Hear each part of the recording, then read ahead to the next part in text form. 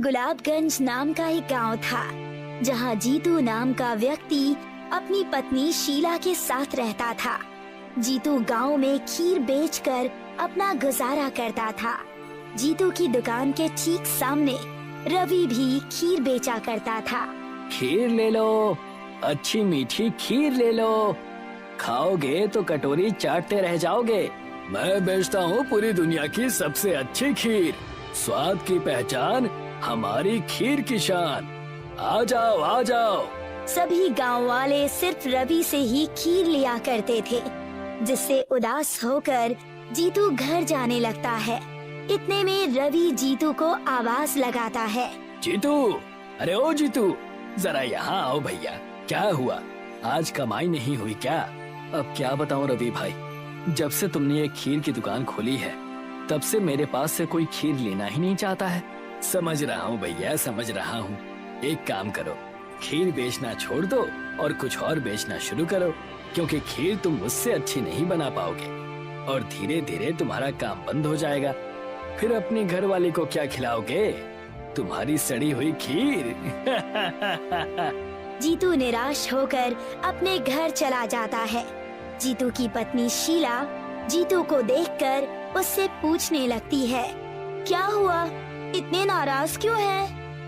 अब क्या बताऊं शीला, जब से रवि ने अपनी खीर की दुकान खोली है, मेरी दुकान से कोई खीर लेना ही नहीं चाहता है। पता नहीं ऐसा क्या मिलाता है वो अपनी खीर में कि सब लोग उसकी खीर को ही खाना चाहते हैं। कोई बात नहीं, ऊपर वाला जरूर हमारी मदद करेगा। आप बस अपने काम पर ध्यान दीजिए। दूसरी ओर रवि दूसरे गांव में दवाई बेचने वाले सुशील से मिल रहा था। अरे सुशील, वो शहरी दवाई दे जिससे खीर मीठी हो जाती है। मैं दे तो दूंगा, मगर याद रखना, अगर इसको ज्यादा मात्रा में खीर में डाला ना तो ये लोगों को बीमार भी कर सकता है। अरे जानता हूँ, मैं कहाँ इस दवाई को पूरी डालने वाला हूँ खीर में। रवि उस शहरी केमिकल को अपनी खीर में डाला करता था, जिससे खीर और स्वादिष्ट हो जाती थी। एक दिन ऐसे ही जीतू नदी के किनारे बैठकर अपने आप से बात कर रहा था। जब पिताजी थे तब खीर की दुकान कितनी अच्छी चलती थी, मगर अब जब खीर की दुकान मेरे पास है तो कोई खीर खरीदना ही नहीं चाहता है। अगर ऐसा ही चलता रहा तो मैं और मेरी पत्नी पूरी तरह से कंगाल हो जाएंगे। तभी वहाँ पर जीतू को नदी के किनारे एक मछली तड़पती हुई दिखती है। ओह, शायद ये मछली गलती से नदी से बाहर आ गई होगी। मैं अभी इसे फिर से नदी में डाल देता हूँ। जैसे ही जीतू उस मछली को नदी में डालता है, वो एक खूबसूरत जल परी में बदल जाती है, जिसके बालों में गुलाब के फूल लगे हुए थे। शुक्रिया आपका, आपने मेरी मदद की। कई साल पहले मुझे एक साधु ने श्राप दिया था और कहा था, जब तक कोई नेक इंसान तुम्हारी मदद नहीं करेगा तब तक तुम्हारा श्राप नहीं टूटेगा। आज आपने मेरी मदद करके मेरा श्राप तोड़ दिया। आपका बहुत बहुत शुक्रिया जीतू। मांगो, क्या चाहिए आपको, मैं आपकी मदद करूंगी। अगर आप मेरी मदद करना चाहती हैं तो मेरी बस इतनी मदद कीजिए कि मेरी खीर और अच्छी से बिकने लगे। जलपरी अपने सिर से गुलाब का फूल निकालकर जीतू को दे देती है। इसे रख लीजिए। इस गुलाब के फूल की पंखुड़ियों को अपने खीर में डालकर गांव में बेचिएगा। ये कोई ऐसा वैसा गुलाब का फूल नहीं है। इसे जब आप अपनी खीर में डालेंगे तो आपकी खीर दुनिया की सबसे स्वादिष्ट खीर बन जाएगी। मगर इसका इस्तेमाल किसी गलत इरादे से मत कीजिएगा, नहीं तो ये गुलाब का फूल उल्टा काम करेगा।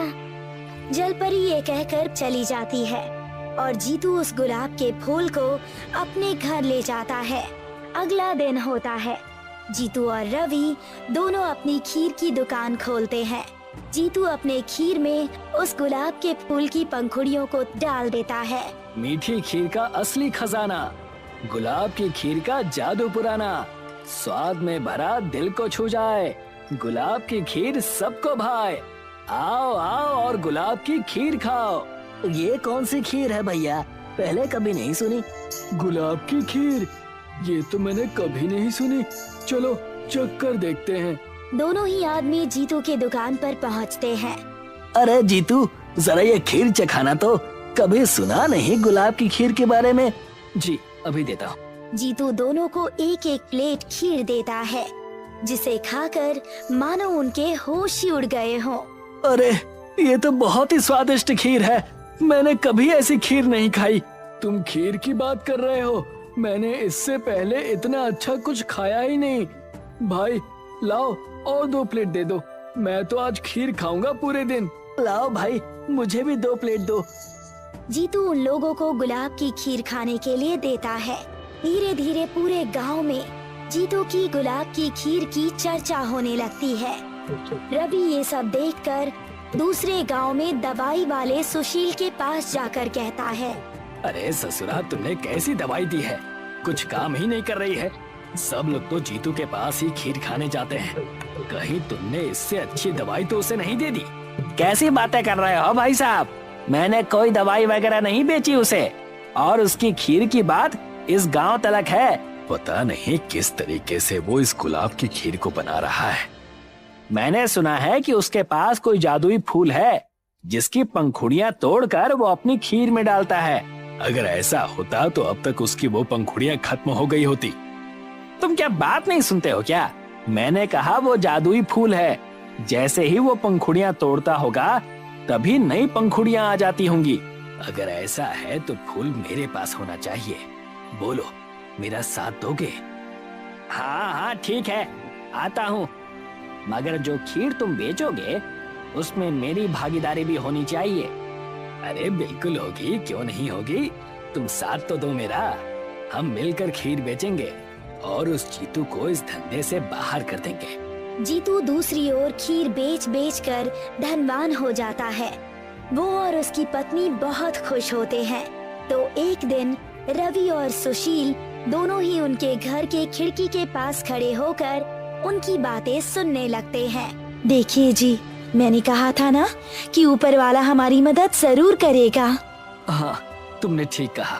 हमारी मदद के लिए ऊपर वाले ने मुझे उस जलपरी से मिलाया और उसने मुझे ये गुलाब दिया। अच्छा सुनो, इस गुलाब को तुम संभाल कर रसोई घर की तिजोरी में रख देना। जी ठीक है।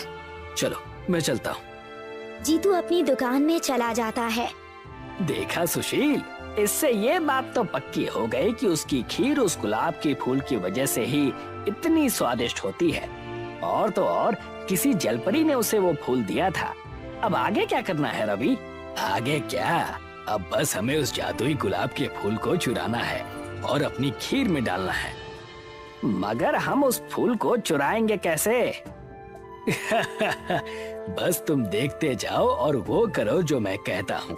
रात का समय हो जाता है। रात के अंधेरे में जब सब चैन की नींद सो रहे होते हैं, उसी वक्त रवि और सुशील जीतू के घर में घुस जाते हैं। चलो, उन्होंने उस गुलाब को रसोई घर की तिजोरी में रखा है।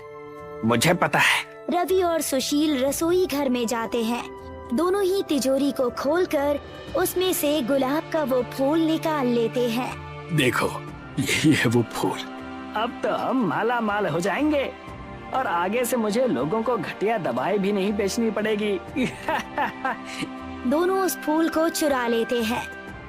जब अगली सुबह होती है तो जीतू और शीला दोनों को वो फूल कहीं भी नजर नहीं आता। ए जी, मैंने तो उस फूल को रसोई में ही रखा था, पता नहीं कहाँ चला गया। कोई बात नहीं शीला, ईश्वर ने दिया तो ईश्वर ने लिया। ईश्वर की ही महिमा हो।